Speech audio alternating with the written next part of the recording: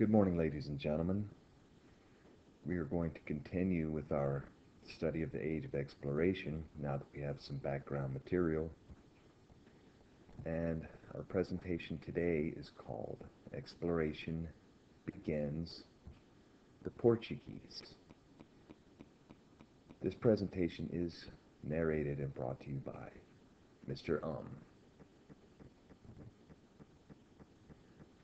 Our goals today will look to be to learn about Portugal, the country, and its adventurous spirit. We could call these folks intrepid, which means fearless and courageous.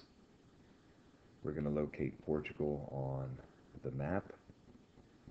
We're going to talk about some reasons for the surge in sailing exploration during this time in human history, especially out of Portugal. And we're going to learn about a few important adventurers who sailed on behalf of Portugal and claimed some wealth and some fame and some property for the country of Portugal. First of all, let's locate Portugal on the map. Here we are. It's the continent of Africa, and then Europe and Asia, Eurasia. All the way over here on the southwestern tip, we have Portugal, just next to Spain. You can see that it's easily a port country, and you can see why they were active navigators and sailors having to be. You can also see how close Portugal is to Africa, which comes into play in a big way in the history of these explorations. This next map shows some overland trade routes before the Portuguese naval expeditions, and this is critical because not only does it show the overland trade routes, but it then superimposes in blue here the voyages taken by the Portuguese in order to avoid having these cumbersome overland journeys. As you can see, an overland journey could start in Portugal here and move through Europe down into Italy, into Asia Minor, and then from there into ancient Persia, and then all the way through India, the subcontinent of India down here, all the way over to China, the East Indies, what they called them. And from China, they brought back silks and drugs and perfumes and porcelain. In India, spices, cotton, precious stones, and sugar. And these things were in great demand in Portugal and places in Europe and Italy. The Renaissance was underway, certainly, and been well underway. And there was a lot of money to be spent. You can see why the Portuguese and later Europeans were looking for a shorter route, a faster route to places where they might trade goods and make quite a bit of money. Portugal, the age of exploration, begins here in this small country on the southwestern tip of Europe. And the Portuguese did begin by exploring nearby Africa. It was a matter of going down the western coast, leaving Portugal and moving down the western coast of Africa. As we can see back on this slide here, these sort of discoveries and explorations here around this way. Portugal is the country that's responsible for beginning the slave trade, which then became massive and pernicious in its inhumanity, and Portugal did start that, and that was one of the consequences of its explorations. The primary person or personality in Portuguese exploration is named Prince Henry the Navigator. Prince Henry was the son of King John I.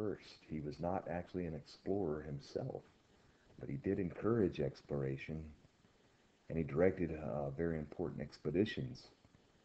He, like the Medicis, being patrons of the arts during the Renaissance, he was a patron of navigation. He founded a school of navigation for sailors and map makers or cartographers.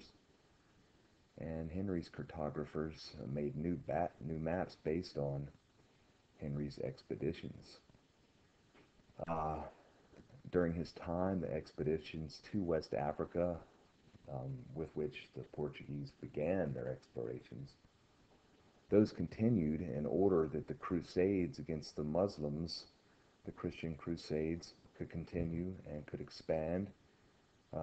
Prince Henry's expeditions also were interested in finding gold and mining gold in Africa, and to take part in trade of other items, including the human trade, being what became the slave trade.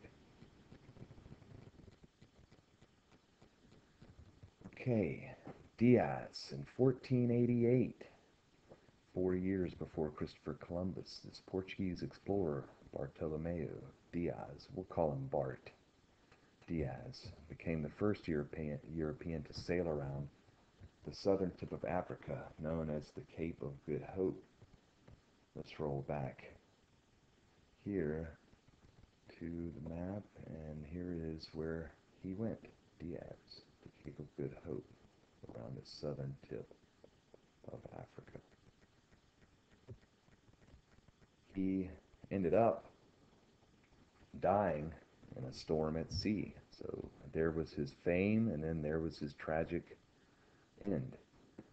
In 1497, Vasco da Gama set sail with 4 ships looking for a sea route to India. Of course, this would be more economical, a better way to spend resources and money, Portuguese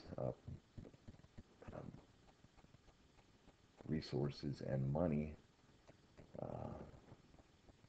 than the land route that they were using up until that point.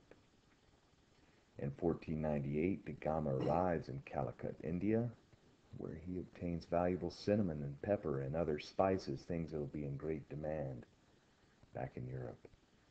And during the return from India, he lost half of his ships, but Vasco da Gama was able to deliver his cargo, the spice cargo, and made many a merchant wealthy, and made many a European very happy with these exotic spices and other items from the east. Pedro Cabral. In 1500, Pedro Cabral sails for India with a fleet of 13 ships. However, instead of sailing east, he sailed west in the Atlantic toward North America. And he landed actually in South America in what is present-day Brazil. Cabral, being the chest-thumping Portuguese alpha male explorer that he was, claimed the land for Portugal, and Portugal eventually colonized Brazil. And we will talk more about the colonies started by the European explorers in a later presentation. Well, after claiming Brazil for Portugal, Pedro Cabral sailed from Brazil, finally ended up in India, where he set up trading posts and signed trading treaties. He, again, is looking for wealth. He is looking to establish prestige, and he's setting up trading treaties which, by and large, were heavily favored toward the Europeans over against the natives. Let's talk about and recap the impact of Portuguese exploration. The Portuguese changed European understanding of the world in the following ways. They explored the coasts of Africa and brought back gold and slaves. And as you can see here at the bottom, they were responsible for establishing the trading of slaves that they had conquered during their frequent explorations in Africa. Primarily in Africa, they were exploring other places and did bring slaves from those places, but it was primarily the continent of Africa. The Portuguese did found a sea route to India in order to save money, and they introduced exotic spices like cinnamon and pepper and goods such as porcelain and incense, jewels and silk to the Europeans. And we did see the beginning of colonies being established in places like present-day Brazil. Ladies and gentlemen, this wraps up our coverage of the Portuguese. Stay tuned as we move on to the Spanish, the conquistadors.